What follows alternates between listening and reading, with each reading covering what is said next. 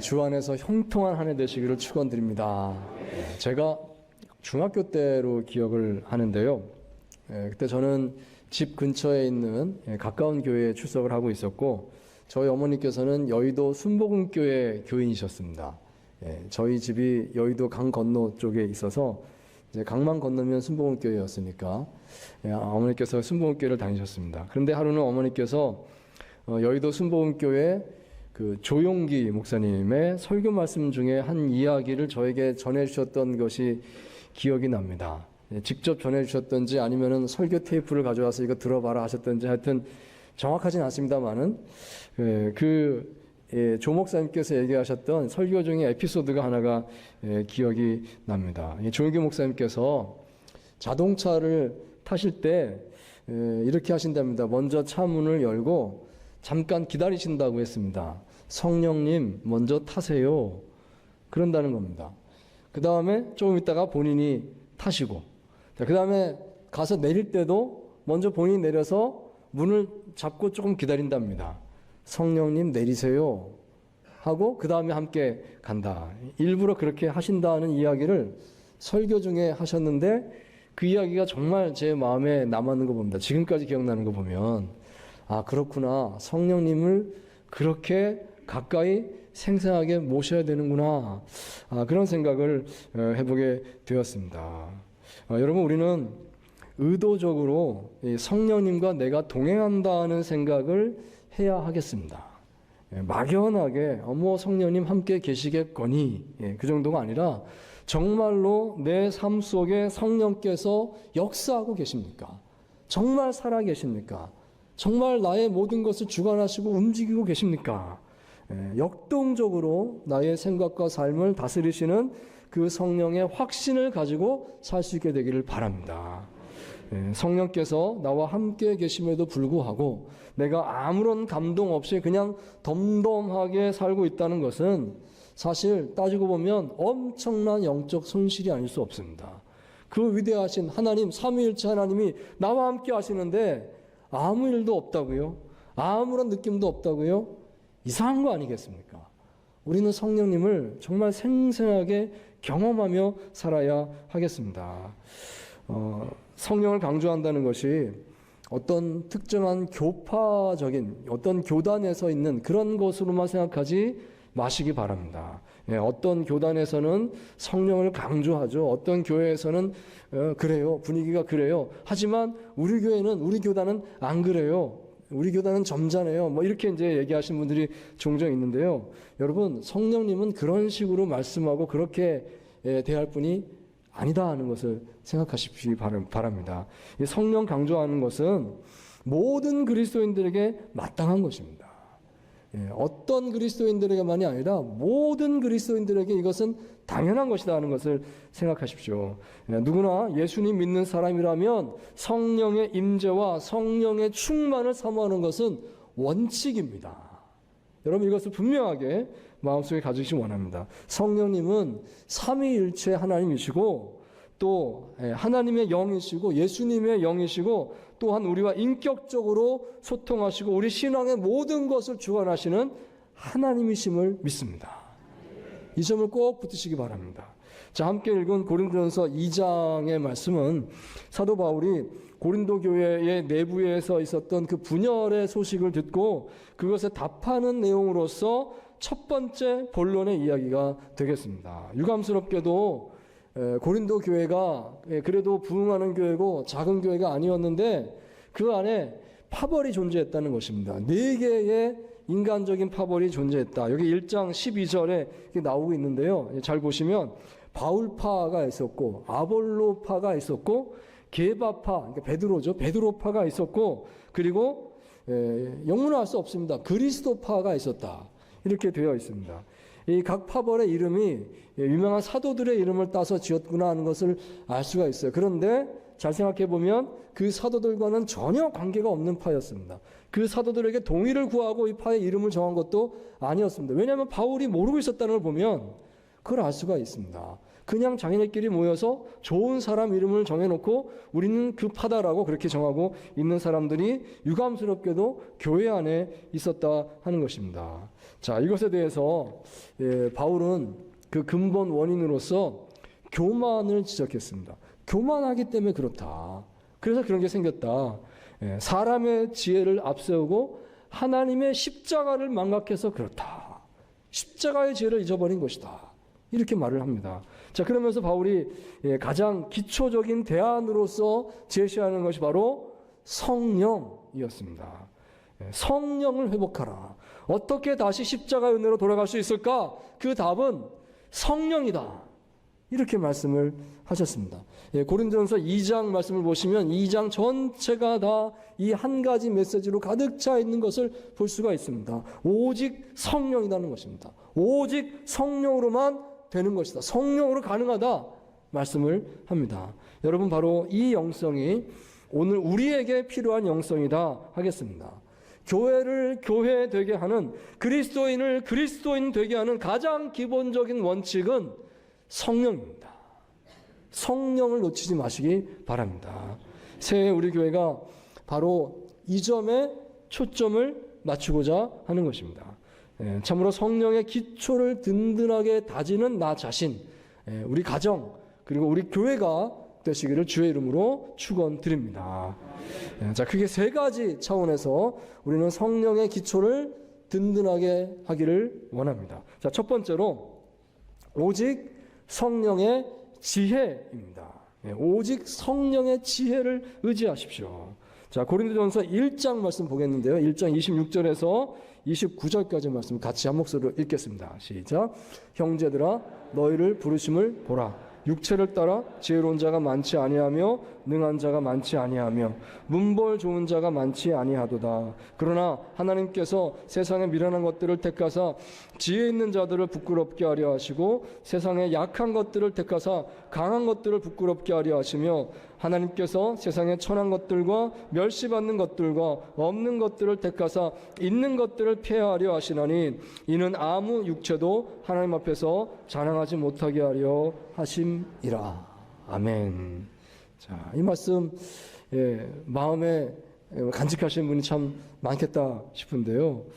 하나님께서 교회를 이렇게 만드셨다는 것입니다. 이 고린도 교회를 얘기하는데 하나님께서 일부러 고린도 교회를 이렇게 만드셨습니다 라고 바울이 이야기를 하고 있습니다. 소위 말하는 인간적인 지혜가 있는 사람들, 그런 사람들 교회 안에 많이 세우지 않았다 말씀을 하십니다. 학벌 좋은 사람, 지위 높은 사람, 부유한 사람, 그런 사람들이 별로 없는 교회를 일부러 만드셨다.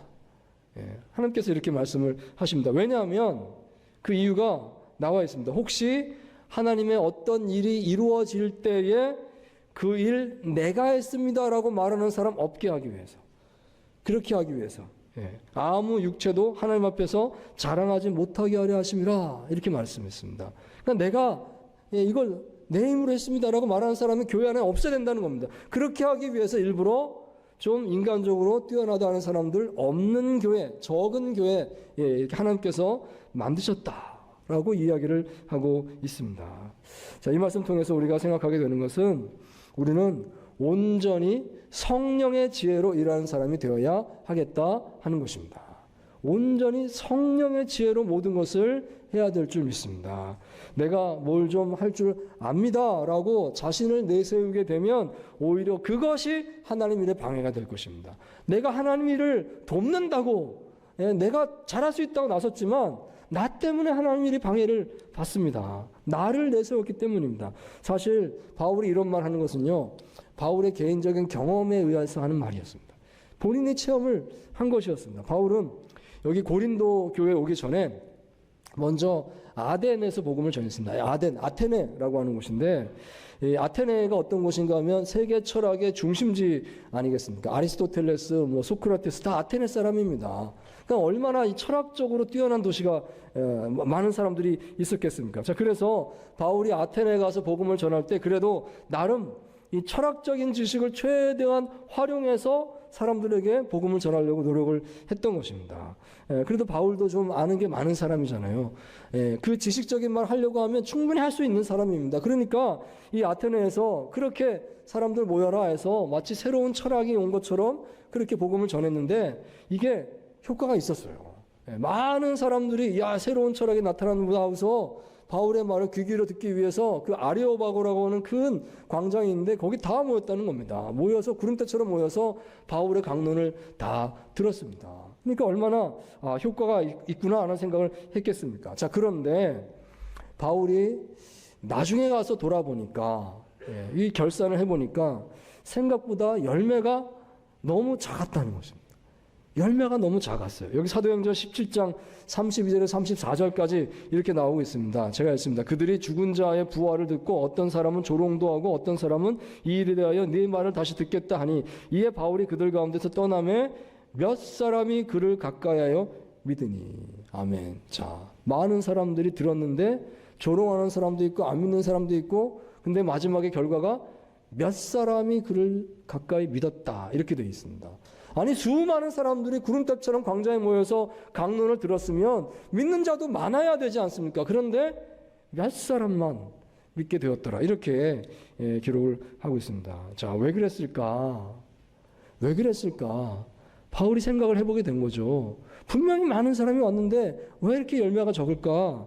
그때 바울이 깨달았던 것이 그리스도의 십자가는 순수하게 그 십자가 자체로 전해야지 거기에 다른 것들을 덧입히면 효과가 떨어진다는 것이었습니다. 바울이 그걸 절실하게 깨달은 것이죠. 지적인 것으로 고상하게 잘 포장해서 사람의 지혜를 덧입혀서 전하면 그러면 사람들이 더 잘 듣는 것 같은데 그런데 결과는 좋지 않더라. 오히려 그렇게 시도할 때는 반대로 더 놓치는 것이 있지 않느냐. 이걸 알게 된 겁니다. 뭘 놓치는가? 성령을 의지하는 마음을 놓치게 되라는 것입니다. 내가 잘 모르고 내가 잘 못했을 때는 성령님밖에 없습니다. 기도하게 되고요. 그렇게 간절한 마음으로 하게 되니까 오히려 그것이 더 잘 됐었는데 내가 좀 할 수 있다라고 내 지혜를 쓰기 시작하니까 성령을 의지하는 마음이 줄어들더라. 나도 모르게 줄어들더라. 기도가 약해지고 그 결과 보니까 역시 복음의 효과가 적다. 믿는 자들이 적다 하는 것을 알게 되었다 하는 것입니다. 자, 그래서 바울은 결단하게 됐습니다. 무슨 일이 있든지 내가 성령을 의지하는 것을 먼저 하겠습니다. 세상을 상대함에 있어서 내 지혜가 앞서지 않게 하겠습니다. 차라리 내가 아무것도 못하는 사람 되는 게 낫습니다. 미련한 사람 되는 게 낫습니다. 그렇게 가겠습니다.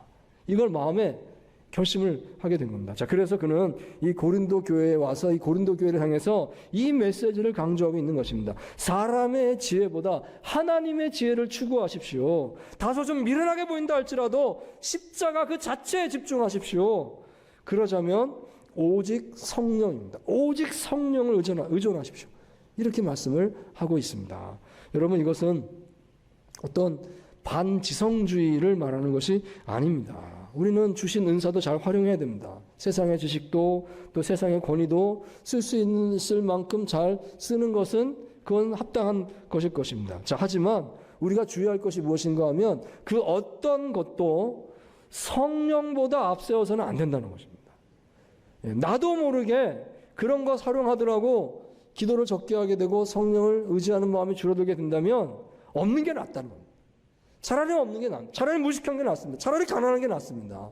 아무것도 없이 기도만 하는 사람이 뭐 많은 거 가지고서 해봤다는 사람보다 훨씬 낫다.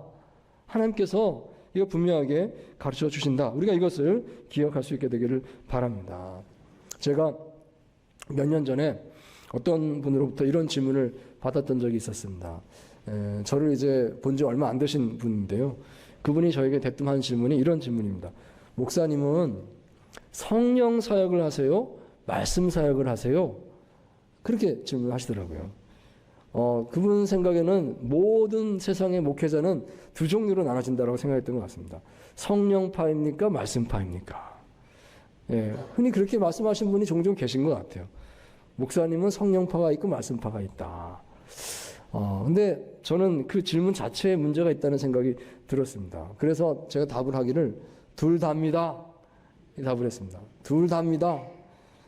여러분, 성령은요, 옵션이 아닙니다. 내가 성령파가 돼야 성령을 의지하겠습니까? 그런 거 아닙니다. 성령님은 그런 분 아니십니다. 성령님이 빠지면 아무것도 안 되는 것입니다. 성령님이 빠지면 아무것도 없어요. 남는 게 없는 겁니다. 말씀을 강조하든 성령을 강조하든 그때그때 성령께서 인도하는 것이죠. 성령으로 말미암아 모든 것이 되는 줄 믿습니다. 여러분, 오직 성령의 지혜를 의지하시기 바랍니다. 오직 성령의 지혜입니다. 자, 두 번째로 오직 성령의 감동입니다. 성령의 감동을 의지하십시오. 자, 2장 16절 말씀인데 우리 같이 읽겠습니다. 시작. 누가 주의 마음을 알아서 주를 가르치겠느냐? 그러나 우리가 그리스도의 마음을 가졌느니라. 아멘. 자, 그리스도의 마음을 가졌느니라. 여러분, 저는 이 말씀이 너무 좋습니다. 물론 말씀이 다 좋습니다만은 읽으면서 마음에 팍 와닿는 그 뜨거운 말씀 있지 않습니까? 이 말씀 그 말씀 중에 하나입니다. 하나님의 마음을 가졌다. 그리스도의 마음을 가졌다. 너무 바랍니다. 너무 이러면 좋겠습니다. 행복합니다. 내 안에 예수님의 마음이 있다. 너무 간절히 바랍니다. 어떻게 내가 감히 이런 말씀을 할 수 있겠습니까? 내 안에 예수님의 마음이 있습니다. 근데 이게 가능하다는 겁니다. 어떻게 가능한가요?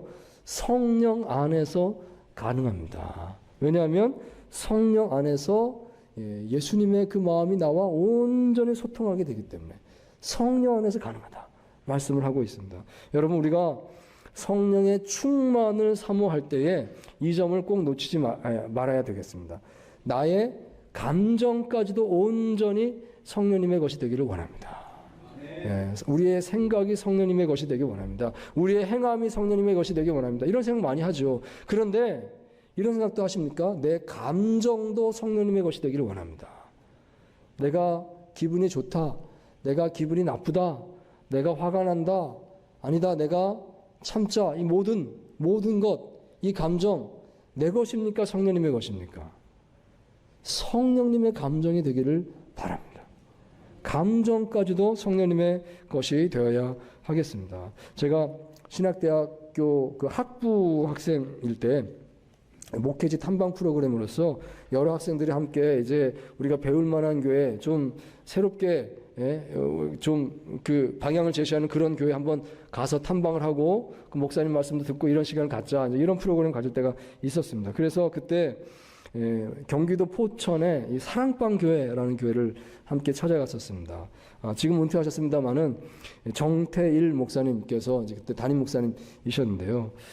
가서 이제 목회에 대해서 말씀을 듣고 할 때 이제 마지막으로 목사님께서 우리 젊은 신학생들에게 한 말씀 주시는 이제 이런 시간이 되었습니다. 목사님께서 말씀을 하시는데 이런 말씀을 하셨던 것이 지금도 기억납니다. 여러분, 이 목회의 길은 힘든 길입니다. 그러시면서 하신 말씀이 이왕 가는 길 그런데 기쁘게 가세요. 이렇게 말씀하셨습니다.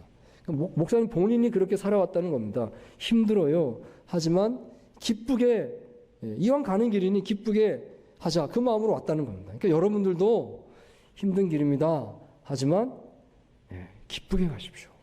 이왕이면 기쁘게 가십시오. 이렇게 말씀을 했습니다. 정말 맞는 말씀이다 생각이 들었어요. 그렇지 않습니까? 피할 수 없는 길이에요. 이왕 내가 가야 되는 길입니다. 그러면 죽을 똥살똥 그러지 말고 이왕이면 즐겁게 가십시오. 이왕이면 기쁘게 감당하십시오. 그러면 하나님의 능력이 더 함께하지 않겠습니까? 정말 맞는 말씀입니다. 그렇구나. 마음을 다스려야 되겠구나 생각이 들었습니다. 다 하는데 주님의 일을 한다 그러는데 마음만큼은 주님의 일을 안 따라가시는 분들이 혹시 있지 않습니까? 내 마음은 아직도 힘들어요. 내 마음은 아직도 세상에 있어요. 내 마음은 아직도 죽을 것 같아요. 피할 수 없는 길 가는 거 아닙니까? 주님께서 주신 길 가는 거 아닙니까? 그러면 이왕 가는 길 기쁘게 가시기 바랍니다. 그 마음이 기쁘게 하도록 성령께서 반드시 도와주실 줄 믿습니다. 빌립보서 2장 13절 말씀 이렇게 말씀합니다. 함께 읽을까요? 시작. 너희 안에서 행하시는 이는 하나님이시니 자기의 기쁘신 뜻을 위하여 너희에게 소원을 두고 행하게 하시나니. 아멘. 자, 하나님께서 우리에게 어떤 일을 하게 하실 때 소원을 두고 행하게 하신다라고 말씀을 합니다. 이 소원을 두고 행하게 하신다는 것은 그런 거 아니겠습니까? 스스로 하고 싶은 마음이 들게 만들어주겠다. 스스로 하고 싶은 마음이 든다는 것은 즐겁게 그 일을 하게 만들어주겠다는 겁니다. 억지로가 아니라 내가 하고 싶어서 하는 겁니다. 누가 하지 말라고 그래도 나는 할 수밖에 없습니다. 그 마음으로 일하게 만들어주는 것이 주님의 일이다. 이렇게 말씀을 하고 있는 거예요. 그러니까 이 말씀에 따르면 우리는 기쁘게 일할 수 있는 특권이 이미 있는 줄 믿습니다. 그 특권을 누릴 수 있게 해달라고 여러분 기도하십시오. 우리가 성령님께 내 감정을 조절할 수 있게 해달라고 기도해야 되겠습니다. 여러분 이 찬양을 아실 텐데요. 제가 정말 좋아하는 찬양이기도 합니다. 같이 한번 불러보면 좋겠는데, 아버지 당신의 마음이 있는 곳에 나의 마음이 있기를 원해요. 아버지 당신의 눈물이 고인 곳에 나의 눈물이 고이길 원해요. 아버지 당신이 바라보는 영혼에게 나의 두 눈이 향하길 원해요. 아버지 당신이 울고 있는 어두운 땅에 나의 두 발이 향하길 원해요. 나의 마음이 아버지의 마음 알아. 내 모든 뜻 아버지의 뜻이 될 수 있기를 나의 온 몸이 아버지의 마음 알아. 내 모든 삶 당신의 삶 되기를. 아멘. 정말 그렇습니다. 내 마음이 아버지의 마음과 똑같으면 좋겠습니다. 여러분 다른 것이 성령 충만이 아니라 바로 이것이 성령 충만입니다. 모든 것이 하나님 아버지의 마음에 꼭 맞춰지기를 원합니다. 내 생각도 나의 삶도 내 행동도 뿐만 아니라 나의 감정까지도 내 마음이 주의 마음 되게 하여 주시옵소서. 그렇게 꼭 되기를 원합니다. 주님의 눈으로 주님의 생각으로 모든 것을 느낄 수 있게 하여 주시옵소서. 참으로 마음에 이 성령의 마음, 성령의 감동을 간직하시는 여러분 되시기를 축원드립니다. 기도가 시작입니다.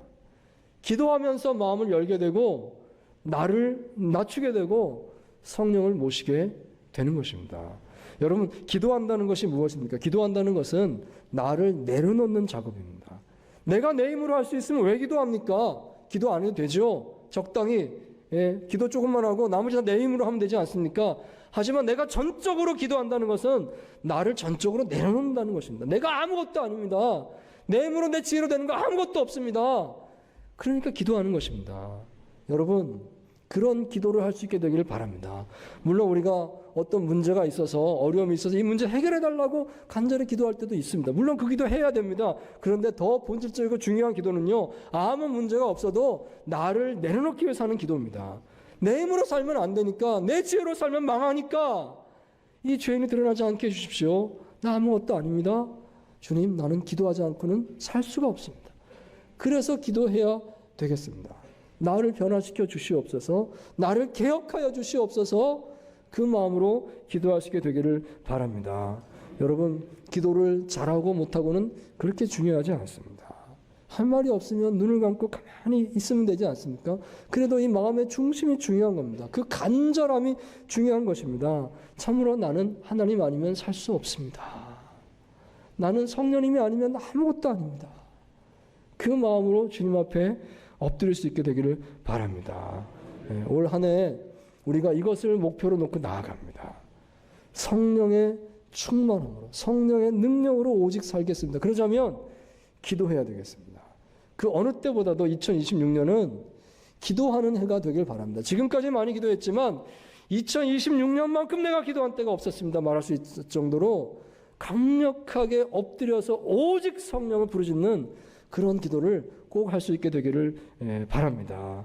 참으로 살아있는 성령의 능력을 경험하시기를 축원드립니다.